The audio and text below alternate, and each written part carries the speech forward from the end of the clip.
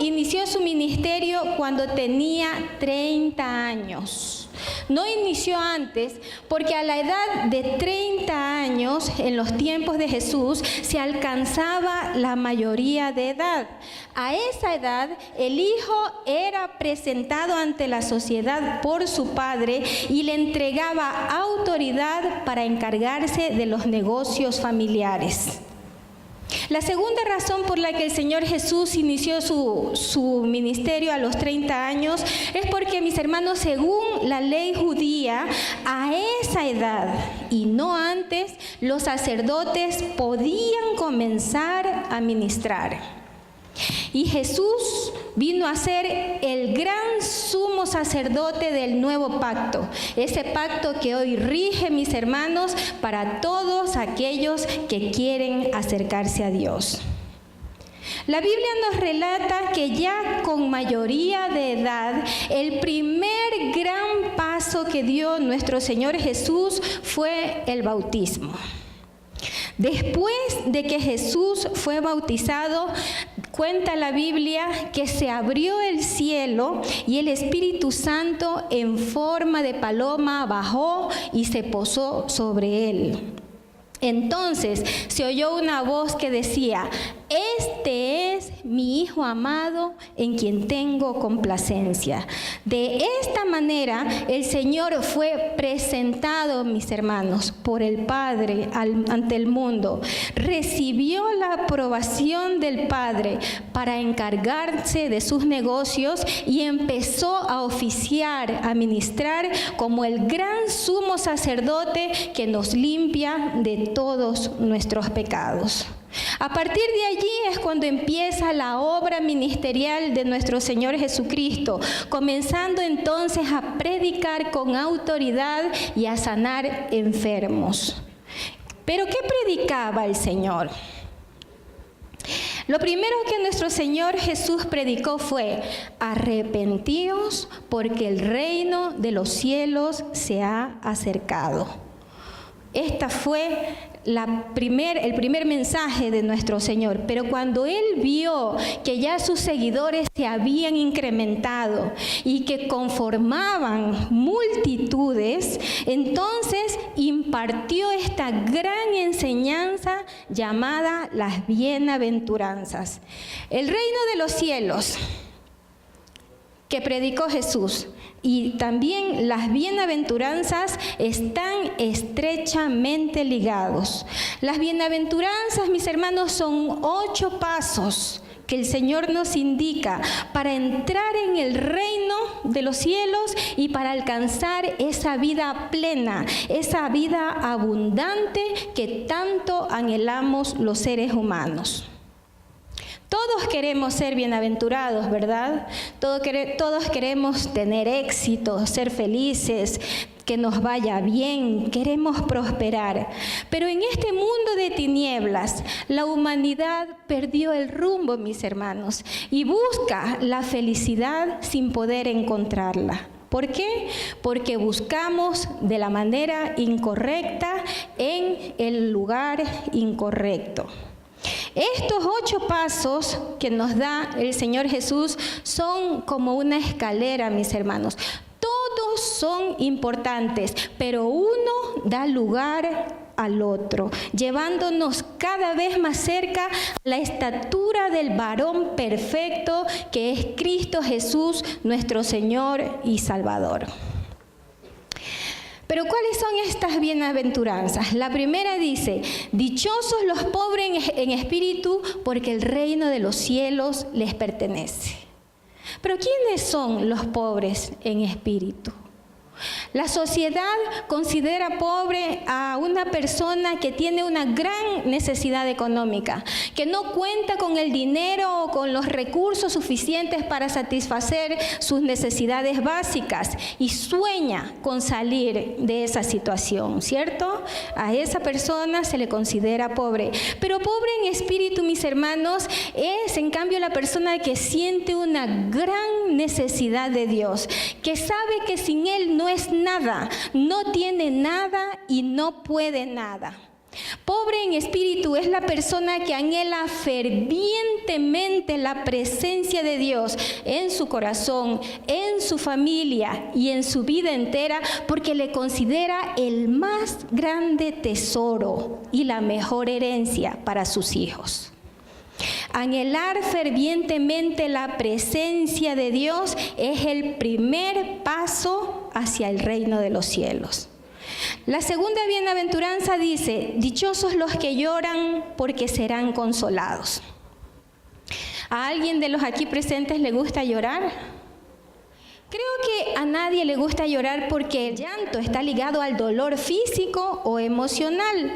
Pero el Señor Jesús dijo: dichosos los que lloran, porque ellos serán consolados. Recuerde que estas palabras no fueron para todo el mundo, fueron para los creyentes. Después de reconocer su pobreza espiritual y su inmensa necesidad de Dios, la persona llora, mis hermanos, se lamenta por su situación, por haber ofendido al santo y omnipotente Dios. Entonces, la misericordia divina entra en acción y la persona recibe consuelo. Pero ¿cómo es que Dios nos consuela? Habíamos comentado en otra ocasión que en los tiempos del Antiguo Testamento, en ciertas oportunidades, el Espíritu Santo venía sobre ciertas personas, luego se apartaba. No podía permanecer en ellas porque los holocaustos, los sacrificios que presentaban, no limpiaban totalmente su pecado. Cuando nosotros aceptamos a Jesús, en cambio, todos nuestros pecados son perdonados y recibimos el mayor y mejor regalo que podemos recibir: el Espíritu Santo morando en nosotros. Él es, mis hermanos, quien nos consuela. Él es quien sana toda herida, suple toda necesidad y llena todo vacío. Llorar y lamentarnos por haber ofendido al Dios Todopoderoso es la clave para recibir consuelo para nuestras almas. La tercera bienaventuranza dice: dichosos los humildes, porque recibirán la tierra como herencia. Otra versión de las Escrituras dice: bienaventurados los mansos, porque ellos recibirán la tierra por heredad. A lo largo de la historia, mis hermanos, el hombre siempre ha tenido afanes de conquista, siempre ha ido en pos de conquistar nuevos territorios, nuevos pueblos. Los conquistadores siempre han sido hombres rudos, valientes, fuertes, violentos. ¿Sí? Eso ha caracterizado a los conquistadores. Pero aquí el Señor nos está enseñando que los que recibirán la tierra como herencia no son precisamente los más rudos, los más violentos, los más fuertes, sino los mansos y humildes de corazón. ¿Pero qué es ser manso, mis hermanos? Mansa es la persona o el individuo que se somete a la voluntad de Dios y se deja moldear por su palabra. La persona mansa se ha despojado ya de toda soberbia, de todo orgullo. Ha venido a tener un espíritu afable y apacible, un espíritu enseñable, y se somete a la autoridad divina. Entonces, contrario a lo que muchos creen, la mansedumbre, la humildad no es una debilidad, sino más bien una fortaleza.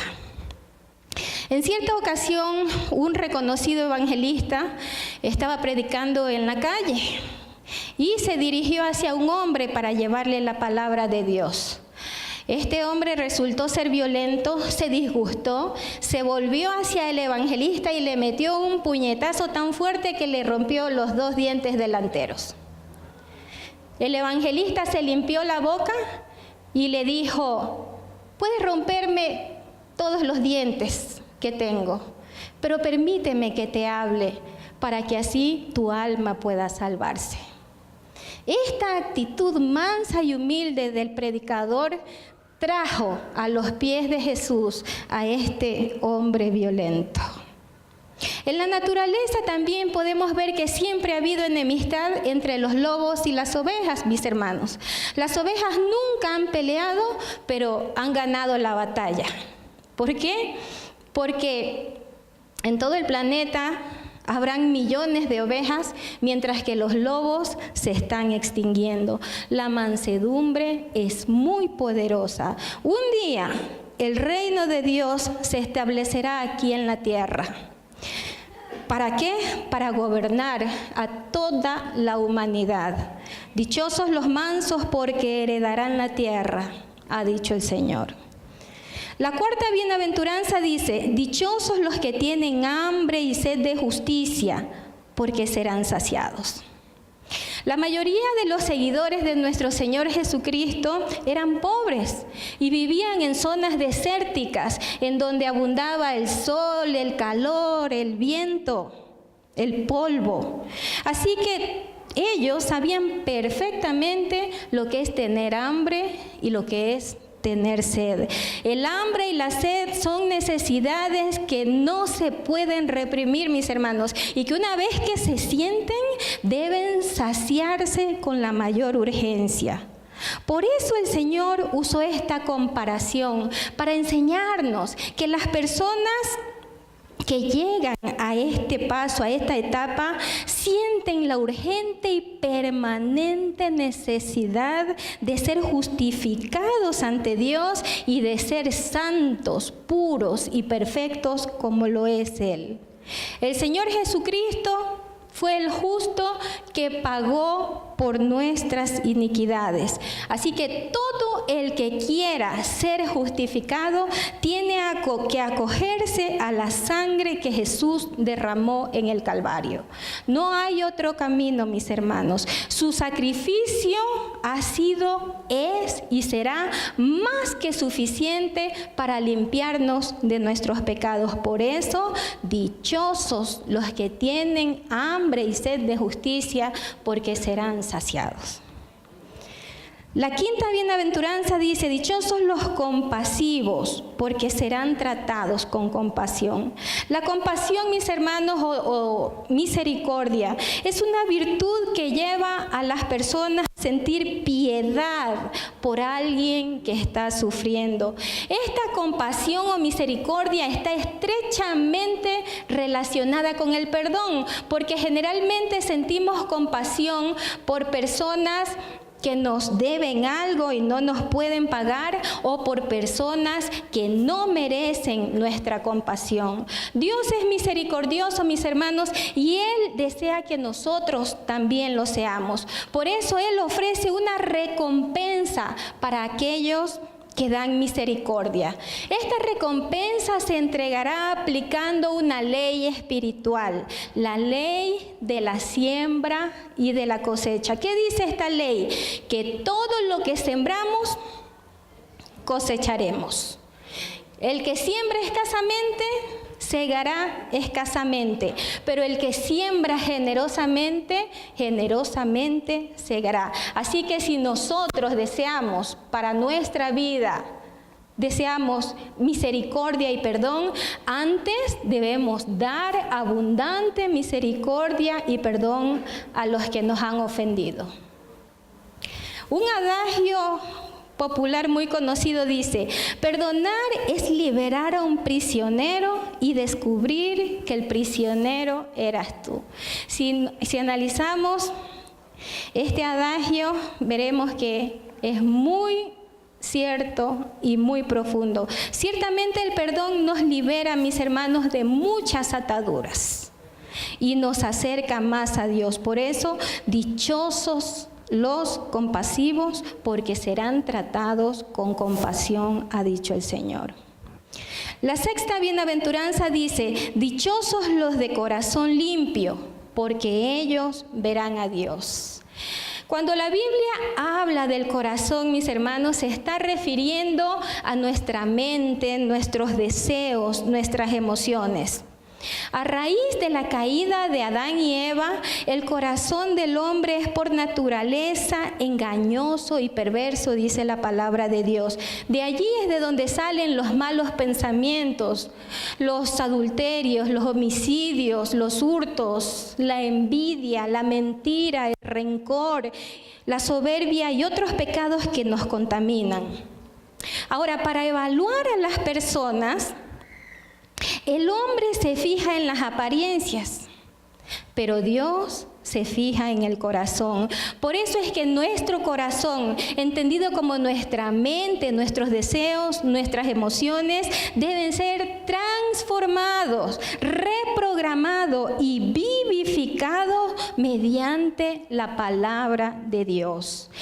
Esta obra transformadora, vivificadora, la puede realizar solamente nuestro amado Dios, pero nosotros somos llamados a mantener esa obra en nuestro corazón. Por eso Él ha dicho: sobre toda cosa guardada, guarda tu corazón, porque de él mana la vida. Dichosos los de corazón limpio, porque ellos verán a Dios, ha dicho el Señor. La séptima bienaventuranza dice: dichosos los que trabajan por la paz, porque serán llamados hijos de Dios. Esta paz de la que nos habla la Biblia, mis hermanos, se entiende como experimentar una plenitud con Dios, con los demás y con la creación. Ahora, uno de los títulos más hermosos que tiene nuestro Señor Jesucristo es el de ser príncipe de paz. ¿Por qué?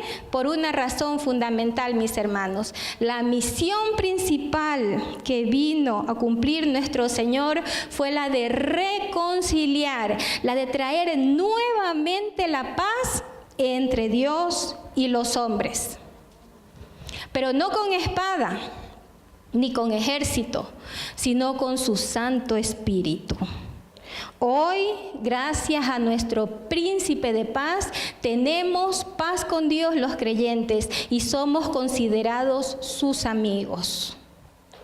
750 años antes del nacimiento de Cristo, el profeta Isaías predijo la venida del Mesías en estas palabras, en Isaías 42, del 1 al 4. Dice: mi siervo no clamará, ni gritará, ni alzará su voz por las calles. No acabará de romper la caña quebrada, ni apagará la mecha que apenas arde. El Señor, en esta ocasión, mis hermanos, vino en son de paz. ¿Sí? Este príncipe de paz no vino a pelear con los pecadores, ni a condenarlos. Él vino a buscar y a salvar lo que se había perdido, a brindarnos la oportunidad de ser restaurados y de tener vida eterna con Él. Cuando al Señor le trajeron la mujer sorprendida en adulterio, les dijo a sus acusadores: el que esté libre de pecado, que tire la primera piedra. De todos los presentes en ese lugar, el único que podía acusar a esa mujer era nuestro Señor, porque solo Él era libre de pecado, pero no lo hizo. En cambio le dijo: vete y no peques más. Todas las profecías, mis hermanos, del Antiguo Testamento sobre el Mesías, que son unas 330, se cumplieron al pie de la letra en Jesús. Con todo esto, los suyos no le recibieron. A cambio, le dieron una muerte cruel y vergonzosa. Y a pesar de todo eso, en sus últimos momentos, sus últimas palabras mientras agonizaba en la cruz del Calvario no fueron para amenazar o maldecir a sus agresores, sino de amor y de paz hacia todos nosotros. Después de reconciliarnos con Él, dice la palabra que a través de Jesucristo Dios nos ha dado el ministerio de la reconciliación, convirtiéndonos en embajadores o representantes de Cristo aquí en la tierra. A través de este ministerio, todos los creyentes, mis hermanos, somos llamados a trabajar en la reconciliación de Dios con todas las personas que están apartados de Él.